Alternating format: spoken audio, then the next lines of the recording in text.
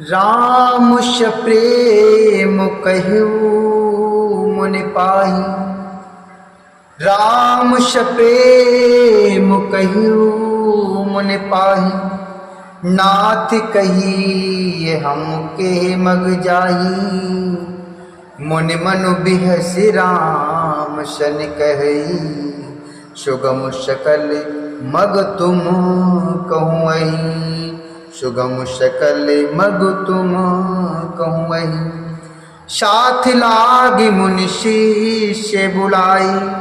साथ लागी मुनि शिष्य बुलाए। सुनि मन मुदित 50 आए। श्रवण राम पर प्रेम अपारा। सकल कहीं मृगु दीक हमारा। सकल कहीं मृगु दीक हमारा। चलते समय बड़े प्रेम से श्री राम जी ने मुनि से कहा, हे नाथ बताइए हम किस मार्ग से जाएं। मुनि मन में हंसकर श्री राम जी से कहते हैं कि आपके लिए सभी मार्ग सुगम हैं। फिर उनके साथ के लिए मुनि ने शिष्यों को बुलाया। साथ जाने की बात सुनते ही चित्त में हर्षित हो कोई 50 शिष्य आ गए। सभी का श्री राम जी पर अपार प्रेम है। सभी कहते हैं कि मार्ग हमारा देखा हुआ है। मुनि बटु 4 संग तब दीने। जिन बहु जन्म सुकृत सब कीने। कर प्रणाम ऋषि आय सुपाई। प्रमुदित हृदय चले रघुराई। प्रमुदित हृदय चले रघुराई। ग्राम निकट जब निक सह जाई। ग्राम निकट जब निक सह जाई। देखें दर्शु नार नर धाई। होए सनाथ जन्म फल पाई। फिरय दुखित मनु संग पठाई। फिरय दुखित मनु संग पठाई। तब मुनि ने चुनकर 4 ब्रह्मचारियों को साथ कर दिया जिन्होंने बहुत जन्मों तक सब सुकृत पुण्य किए थे।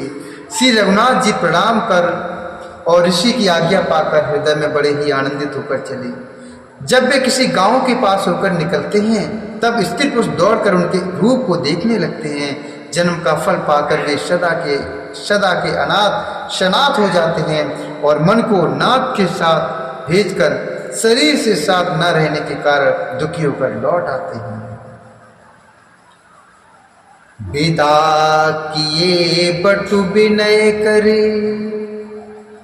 विदा किए बटु विनय कर। फिरे पाय मन काम। उतरि नहाय जमुन जल। जो शरीर सम श्याम। उतरि नहाय जमुन जल। जो शरीर सम श्याम। तदंतर श्री राम जी ने विनती करके 4 ब्रह्मचारियों को विदा किया। वे मनचाही वस्तु अनन्य भक्ति पाकर लौटे।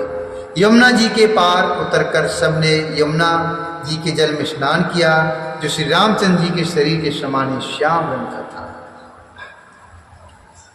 सुनत तीर बासी नर नारी। सुनत तीर बासी नर नारी। धाये निज निज काज विसारी। धाये निज निज काज विसारी। लखन राम सिय सुंदरताई। लखन राम सिय सुंदरताई। देख करहि निज भाग्य बड़ाई। देख करहि निज भाग्य बड़ाई। अति लालसा बसई मनु माही। नाउ गाऊं बुझत सकुचाही। जेतन मोह बय बिरधि सयाने। तिन कर जुगति राम पहचाने। तिन कर जुगति राम पहचाने। यमुना जी के किनारे पर रहने वाले स्त्री पुरुष यह सुनकर कि निषाद के साथ दो परम सुंदर सुकुमार नव युवक और एक परम सुंदरी स्त्री आ रही है, सब अपना अपना काम भूलकर दौड़े और लक्ष्मण जी, श्री राम जी और सीता जी का सौंदर्य देखकर अपने भाग की बड़ाई करने लगे। उनके मन में परिचय जानने की बहुत सी लालसाएं भरी हैं, पर वे नाम गांव पूछते चाहते हैं। उन लोगों में जो वयोवृद्ध और चतुर थे, उन्होंने युक्ति से श्री रामचंद्र जी को पहचान लिया। सकले कथा तेन सबहि सुनाई, बन ही चले पितु आयशु पाई। सुन सब साधु सकल पछताही, रानी राये कीनु भलो नाही। रानी राये कीनु भल नाही। ते अवसर एक तापसु आवा, तेज पुंज लघु बयस सुहावा। चबि अलखित गति बेशु विरागी, मन क्रम बचन राम अनुरागी। मन क्रम बचन राम अनुरागी। उन्होंने सब कथा लोगों को सुनाई कि पिता की आज्ञा पाकर ये वन को चले। यह सुनकर सब लोग बहुत दुखी हुए और पछता रही कि रानी और राजा ने ये अच्छा नहीं किया। उसी अवसर पर वहां पर एक तपस्वी आया जो तेज का पुंज, छोटी अवस्था का और सुंदर था। उसकी गति कब नहीं जानते, अथवा वह कवि था जो अपना परिचय नहीं देना चाहता था। वह बैरागी के वेश में था और मन वचन तथा कर्म से श्री रामचंद्र जी का प्रेमी था। इस तेजहा पुंज तापस के प्रसंग को कुछ टीकाकार छेपक मानते हैं और कुछ लोगों के देखने में यह अप्रासंगिक और ऊपर से जुड़ा हुआ सा जान भी पड़ता है, परंतु यह सभी प्राचीन कृतियों में है। गुसाई जी अलौकिक अनुभवी पुरुष थे। पता नहीं यहाँ इस प्रसंग के रखने में क्या रहस्य है, परंतु यह छेपक तो नहीं है। इस तापस को जब कभी अलखित गति कहते हैं, तब निश्चय पूर्वक कौन क्या कह सकता है। हमारी समझ से ये तापस या तो श्री हनुमान जी थे अथवा ध्यानस्थ तुलसीदास जी थे। सजल नयन तन पुलकी, निज इष्ट देव पहचानी। परयु दंड जिम धरन तल, दशा न जाई बखान। परयु दंड जिम धरन तल, दशा न जाई बखान। अपने इष्ट देव को पहचान कर उसके नेत्रों में जल भराया और शरीर पुलकित हो गया।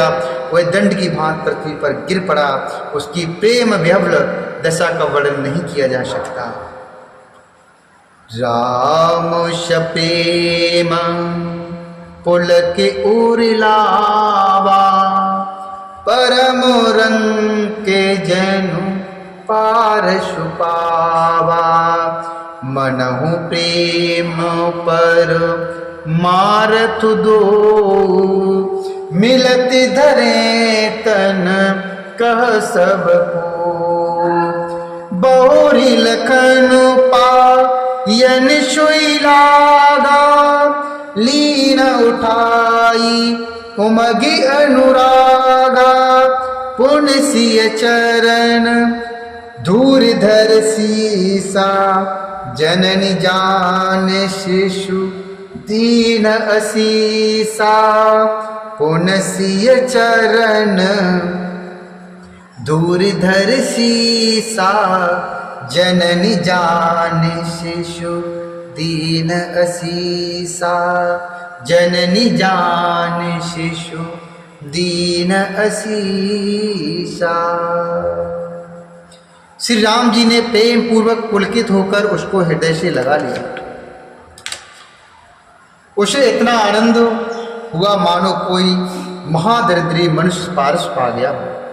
सब कोई देखने वाले कहने लगे कि मानो प्रेम और परमार्थ परम तत्व दोनों शरीर धारण करके मिल रही हैं। फिर वह लक्ष्मण जी के चरणों लगा। उन्होंने प्रेम से उमंग कर उसको उठा लिया। फिर उसने सीता जी की चरण धूल को अपने सिर पर धारण किया। माता सीता जी ने भी उसको अपना छोटा बच्चा जानकर आशीर्वाद दिया। कीन्ह निषाद दंडवत तेहि मिले ओ मुदित लखि राम शनि। पियति नयन पुट रूप पीयूषा मुदित श्वसनु पाई जिम भूखा। मुदित श्वसनु पाई जिम भूखा।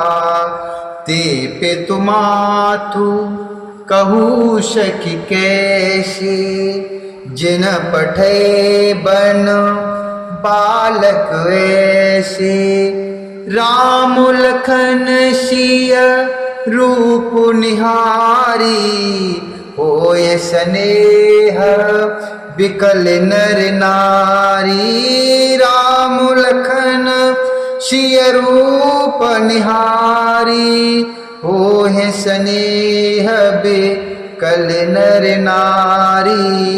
होय स्नेह बिकल नर नारी। फिर निषाद राज ने उसको दंडवत की। श्री रामचंद्र जी का प्रेमी जानकर वह उस निषाद से आनंदित होकर मिला।